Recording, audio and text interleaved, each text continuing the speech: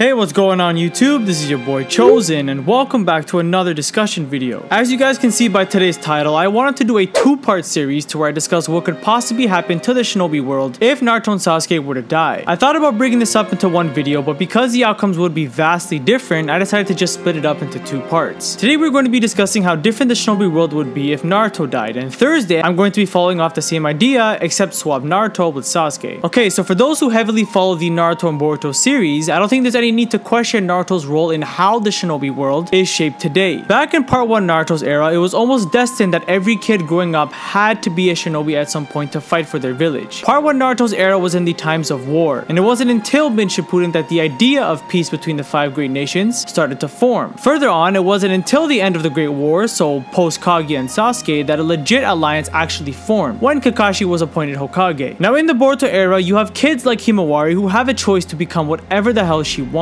I mean, let's look back at Hinata. If you're telling me she was instead born during Boruto's era and that she would still want to become a shinobi, you're wrong. Hinata's the one who wanted Himawari to have a free choice in her path in life, unlike her who was kind of pressured to become a shinobi as a kid, which was clear that it was no interest of hers until she met Naruto and got constantly motivated by him to get stronger and stop being so dependable by other people. This example I just gave with Himawari again would never be that easy of an option had it not been for Boruto's era being in the time of peace. And the biggest factor for all this happening, the one who was able to change people's heart and outlook on life, was none other than the legendary Naruto Uzumaki. Time and time again, Naruto has used his secret technique, Talk no Jutsu, to change the ways of shinobis and their outlooks. Characters like Nagato, Gaara, Sasuke, I wouldn't really say Hagoromo, but when Hagoromo lost hope in the cycle being destroyed, Naruto was the one who proved him wrong and told him that the sibling squabbling ends right here. And he did it. He helped so many people, even indirectly, find their own ninja ways, which helped lead them to the right path, even if it was at the end of their road. Example,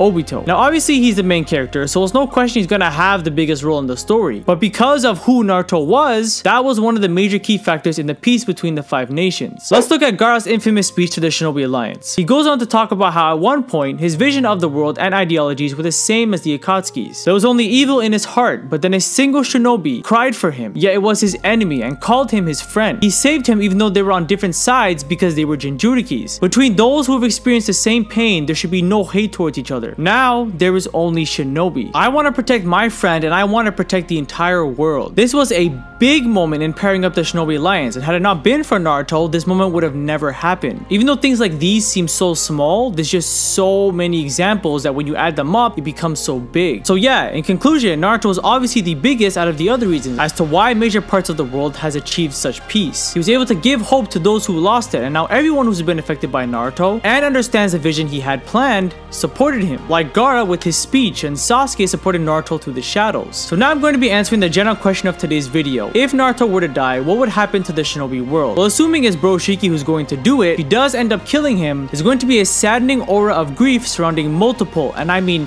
multiple amounts of people. Gaara, Killer Bee, Sasuke, Sakura, Hinata, Himawari, Boruto, the entire Hidden Leaf Village, who clearly loves and cares for their Kage, and many more. With Kodachi long ago hinting at Boruto's story turning dark, it's no question that Boruto's path from here on out is not going to be the same for a long time, maybe never. I think the ones who are going to be affected the most by this are Naruto's family and Sasuke. And I say Sasuke surprisingly because, well, I mean, he physically couldn't do as much as Naruto in this fight. We know near the end of Shippuden, Sasuke said he always looked at Itachi and Naruto, who he viewed as brothers, as the ones that always stood in front of him. Seeing Naruto undergo a new transformation and do everything in his power as Hokage to stop Isshiki. And I mean, at this point he may not have had the final blow, but Naruto definitely played the biggest role in Ishiki's defeat since the beginning of that battle. And now with Boruto coming out and Naruto clearly fatigued, and with Sasuke promising to Boruto, if the moment came to where Momoshiki would appear, he would kill him, for him not to do it and instead watch Naruto die to his own son's hand, I think this would definitely hit Sasuke hard. In one of the Sasuke novels, the Uchiha descendants and Heavenly Stardust, Naruto and Kurama both caught an illness that would in time kill them. Sasuke, understanding this, was troubled in thought. For anyone who questions what the current relationship is between the two, Sasuke and Naruto may not admit it, but they look at each other like brothers. So for him to fail in stopping Boruto and watch his best friend die after giving his all, I don't doubt that again this is something that is going to hit Sasuke hard if Kishimoto follows this route. Again, if afterwards Boruto decides to go rogue, and the idea that I presented multiple times to where Kawaki is the one who stays and Boruto is the one who leaves, as his sensei, he's going to feel like he failed his best friend and his son/student. Not to mention how the great nations are going to take this threat of Momoshiki being inside Boruto. Let's look at Black Clover with Asta and the demon inside of him. They were on high alert and immediately saw him as a threat. What's stopping the great nations from seeing Boruto the same way? Because you know, it's not like he holds an Itsuki inside of him, which could easily destroy the world with Naruto and Sasuke out of the way now. Because if you look at Sasuke losing his rinnegan and Naruto dead, I think it's come to the point where everyone understands they cannot risk another Itsuki invasion. They barely made it out against Kage and Isshiki. Had it not been for Naruto and Sasuke being so powerful, Momoshiki and Kinshiki would have sucked that planet dry. There was another idea I had with how the shinobi world would turn out if Naruto were to die, and that's if maybe the peace between all nations would end with everyone going into panic mode and disagreeing amongst each other. But if that's the case, then everything that Naruto worked so hard towards would all be for waste. I don't like the idea of them ruining certain plot points of Naruto and Shippuden just for Boruto's story, so I'm gonna have to pass up on this idea. But anyways guys, that's going to cover today's video. Again, I'll be back on Thursday to discuss now what the shinobi world would look like if Sasuke died. So if you're new and interested,